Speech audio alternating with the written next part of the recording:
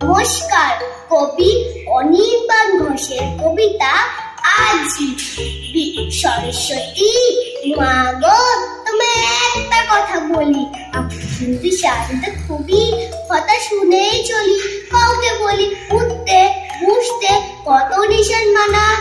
এইটা কেন, কখনো নয় ওইটা কেন, না না বড় রাগে এরকমই, যখন তখন রাগে। এই ভালো নয় ওই ভালো নয়, শুনতে কি ভাল লাগে? এই জিনিসটা বললে কেন? তাতে হাত দিলে কোথায় কোথায় ঝাঁপিয়ে পড়ে, কেন সবাই মিলে চুপি চুপি বলছি তোমায়, কেউ যেন না শোনে। একটু সেদিন গেম খেলেছি মায়ের মোবাইল ফোনে, মা রেগে আগুন, গেম খেলছো একই, ঘুমাও এখন।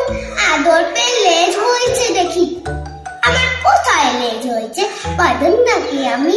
তুমি বলো কি এমন করেছি বাড়ামি?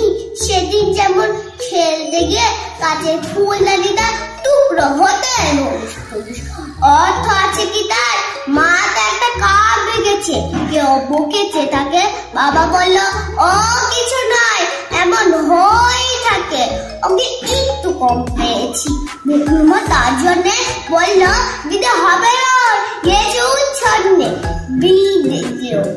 এছাড়া কি চাবার আছে?